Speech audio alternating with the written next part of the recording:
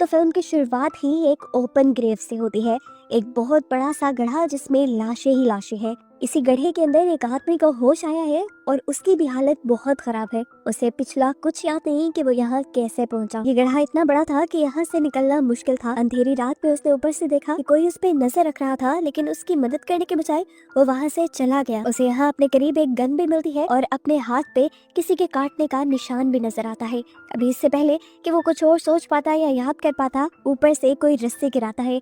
ये शायद वही इंसान है जो उसे पहले देख रहा था। इस रस्सी के जरिए ये लड़का यहाँ से बाहर निकल आता है, लेकिन अब वो इंसान जो उसकी मदद करने के लिए यहाँ आया था वो यहाँ नहीं था। चलते हुए यहाँ उसे जगह जगह लाशें ही दिखाई दी और फिर एक घर नजर आया, जिसके अंदर जाने पर उसने देखा वहाँ बहुत सारे लोग थे, जिनमें से एक आदमी ने उसके ऊपर गन तान दी और उसने भी अपने डिफेंस में उसके ऊपर गन तान दी। अब लूकस नाम का वो लड़का जो पहले से ही इस घर में मौजूद है, उसे लग रहा है कि यहाँ पर मौजूद सारे मर्डर इस आदमी ने किए हैं, जिसका नाम हमें नहीं पता।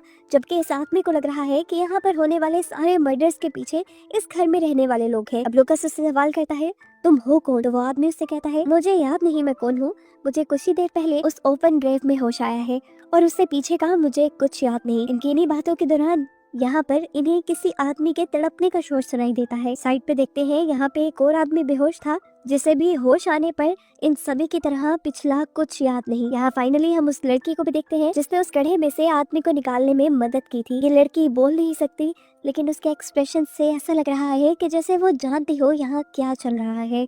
इस घर में इस वक्त जितने भी इंसान हैं, कोई भी ये बात नहीं जानता कि वो कौन है, यहाँ कैसे आए और इनका आपस में क्या ताल्लुक है। इस जगह पर कम्युनिकेशन की कोई चीज भी मौजूद नहीं थी। इनके पास इनके सेल फोन्स नहीं थे, कंप्यूटर्स नहीं थे। अपनी पॉकेट्स देखने पर कुछ लोगों को उनकी आईडीज मिल जाती है, जिनसे वो अपना नाम जान पाते हैं, लेकिन गड्ढे से निकलने वाले आदमी के पास तो अपनी आईडी भी नहीं थी। यहाँ सिर्फ वो गूंगी लड़की सब कुछ जानती है और वो कुछ लिखकर इन सबको बताने की भी कोशिश करती है, लेकिन जो लैंग्वेज उसे आती थी वो लैंग्वेज इन सबको नहीं आती थी। गड्ढे से निकला हुआ लड़का और लूकस अभी भी लड़ रहे थे, क्योंकि लूकस को उस आदमी पर एतबार नहीं था। तभी उनके दूसरे ग्रुप मेंबर्स इन दोनों को लड़ने के बजाय काम करने को कहते हैं, ताकि वो पता चला सके कि आखिर वो लोग कौन हैं और यहाँ क्यों फंसे हैं। यहाँ दिखाया जाता है कि वो गूंगी लड़की अभी भी लूकस को अपने हाथ पे बने निशान के जरिए कुछ समझाने की कोशिश कर रही है, लेकिन ये लोग नहीं समझ पा रहे। इस घर को चेक करने पे इन्हें पता चलता है कि इस घर में हर तरह की सप्लाई मौजूद है, खाने पीने की कोई कमी नहीं है इधर।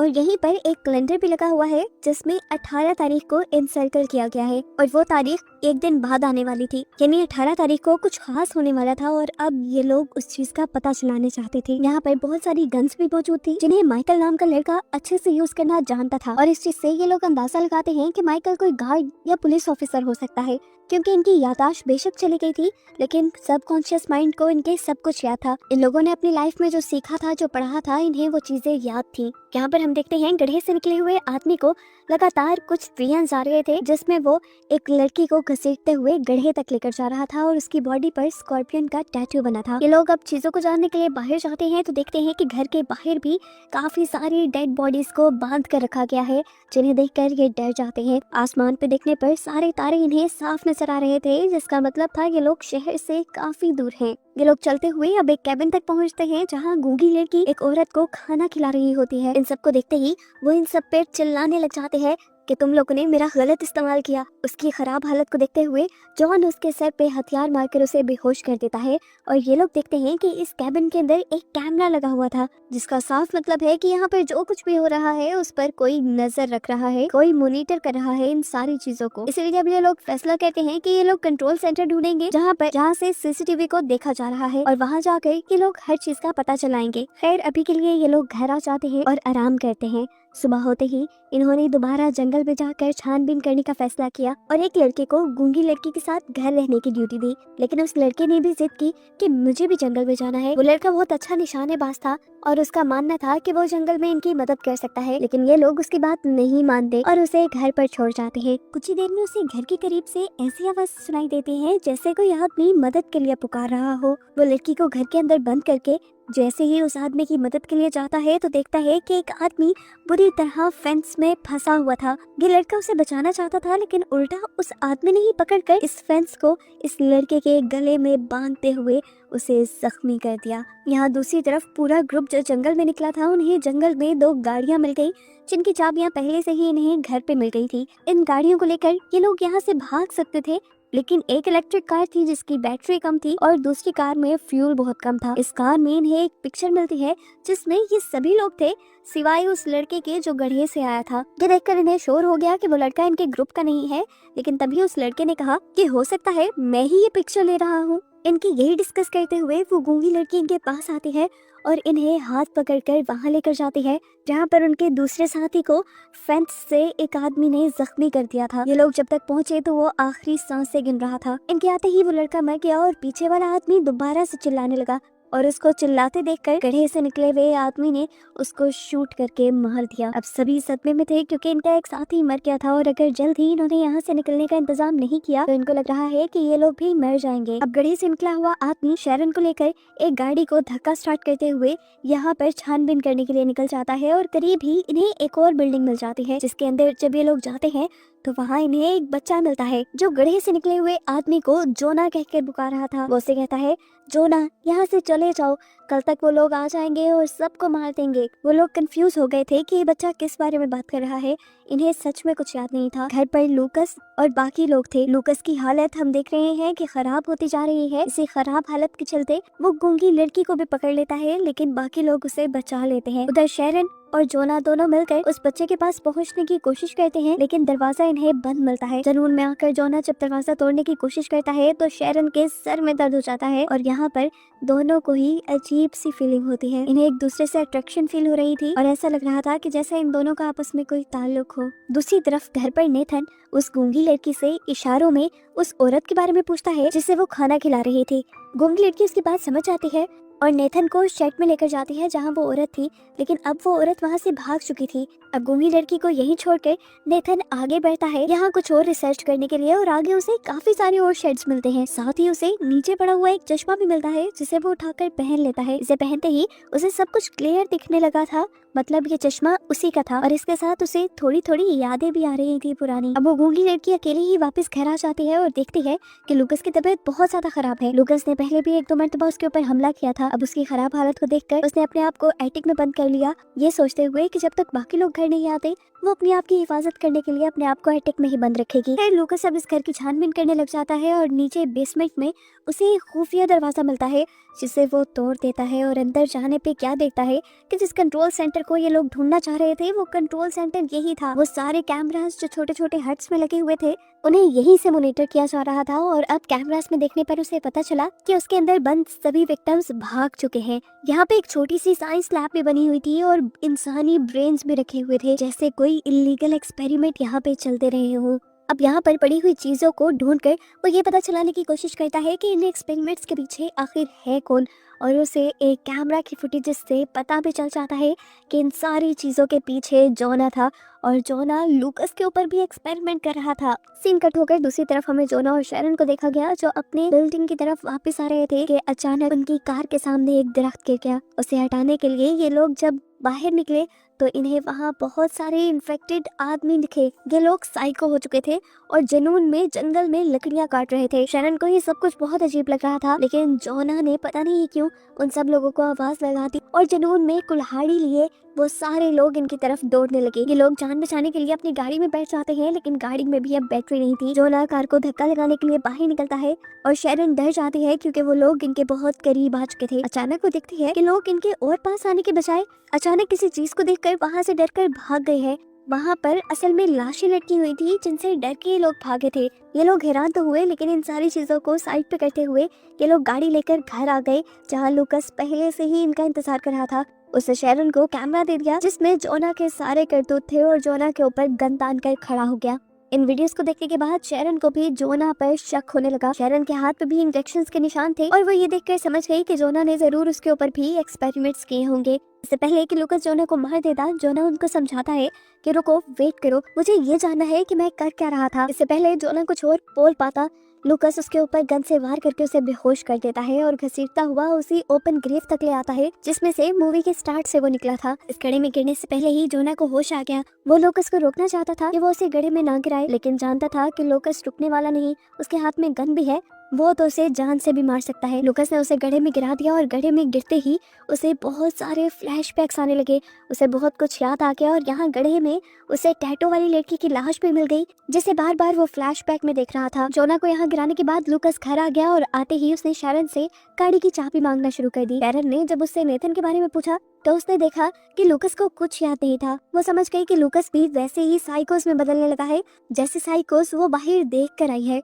उसका शक कुछ ही सेकंड में यकीन में बदल गया जब लूकस ने उस गूंगी लड़की को जबरदस्ती पकड़ लिया। अपने आप को बचाने के लिए वो लड़की उसे धक्का देती है और ऊपर एटिक की तरफ भागने की कोशिश करती है, लेकिन लूकस उसे दोबारा पकड़ लेता है। वो अब उस लड़की से जबरदस्ती करने लग जाता है, लेकिन सही वक्त पर शैरन आकर उसकी जान बचा लेती है। लूकस ने शैरन के हाथ में गन देख ली थी। अपनी जान बचाने के लिए वो ऊपर खिड़की से ही कूदकर भाग गया। इधर दिखाया जाता है कि वो गूंगी लड़की दोबारा ओपन ग्रेव में आकर जोना को बचा लेती है, क्योंकि वो जोना के बारे में कुछ तो ऐसा जानती है जो ये लोग नहीं जानते। वो अब घर वापस आने की कोशिश करता है और रास्ते में उसे वही बिल्डिंग मिल जाती है जहाँ पर वो बच्चा उसे मिला था और उस बच्चे ने कहा था कि 18 तारीख को यानी परसों को वो लोग आ जाएंगे। वो उस बच्चे से बात करना चाहता था, इसलिए बिल्डिंग के अंदर गया, लेकिन बिल्डिंग के अंदर जाने पर उसे एक आदमी और औरत दिखे जो दोनों ही जुनूनी हुए पे थे कि नहीं इनके ऊपर भी वायरस का असर हो चुका था। वो औरत जोना को देखते ही गुस्से में जोना को मारने के लिए उसकी तरफ बढ़ती है। जोना जब अपने आप को बचाने की कोशिश करता है तो उसकी गाड़ी की चाबियां नीचे गिर जाती हैं और वो औरत जल्दी से उठाकर उन चाबियों को मुंह में डाल देती है, जिनको बचाने के लिए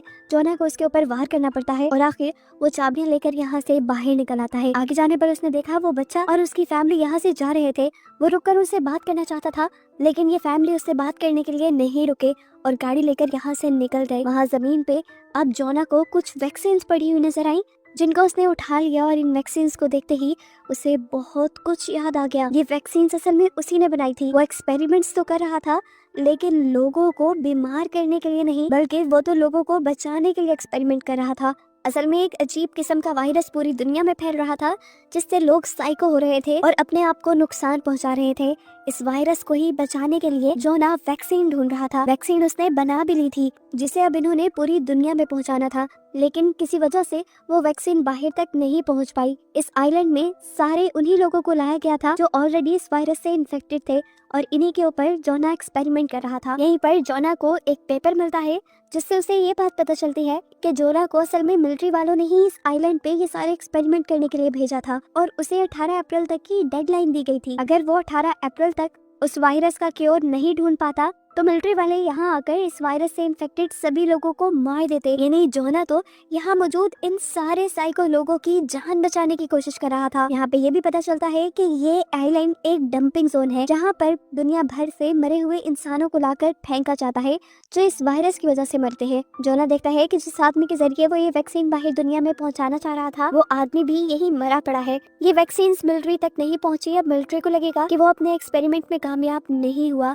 और ऐसे जल्द ही मिलिट्री वाले यहाँ आकर सबको मार देंगे। अब इसी गाड़ी में मिली हुई और चीजों से जोना को पता चलता है कि शैरन उसकी गर्लफ्रेंड है और नेथन उसका भाई है और उन सब के जिस्मों पे इंजेक्शन के निशान इसीलिए हैं क्योंकि जोना ने उन सब को उस वायरस से बचने के लिए वो वैक्सीन लगाती थी और उस वैक्सीन के साइड इफेक्ट में ये सभी अपनी याददाश्त खो बैठे थे। अब इससे पहले जोना ये सारी बातें जाकर शैरन और नेथन को बताता, यहाँ पर लूकस उसका पीछा करते हुए आ जाता है और उसे मारने की कोशिश करता है। वो जोना का गला दबाकर उसे मारने ही वाला था कि जोना ने पास पड़ा पत्थर उसके सर पे मारा और यहाँ पर लूकस की मौत हो गई। यहाँ अब हमें फ्लैशबैक की स्टोरी दिखाई जाती है कि ये पूरा ग्रुप असल में एक्सपेरिमेंट्स करने के लिए ही यहाँ आया था, लेकिन नेथन यानी जोना के भाई की गलती की वजह से एक इन्फेक्टेड लड़की जिसके ऊपर जोना एक्सपेरिमेंट कर रहा था वो आजाद हो गई। वो इन सबको मारने वाली थी, लेकिन जोना ने अपनी जान बचाने के लिए उसे ही मार दिया और जो बार बार फ्लैशबैक जोना को आ रहा था वो इसी लड़की को ओपन ग्रेव में गिराने जा रहा था। वो यहाँ इस लड़की को ही गिराने आया था, लेकिन पीछे से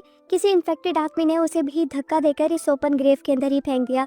यहाँ से निकलना बहुत मुश्किल था और आसपास सभी इन्फेक्टेड लोग पड़े थे, तो इन सब से बचने के लिए जोना ने अपने आप को उस इंजेक्शन से यानी वैक्सीन से इंजेक्ट कर लिया, जिसकी वजह से उसकी याददाश्त चली गई और उसके बाद उसे मूवी के स्टार्टिंग सीन में होश आया, जो हम देख भी चुके हैं।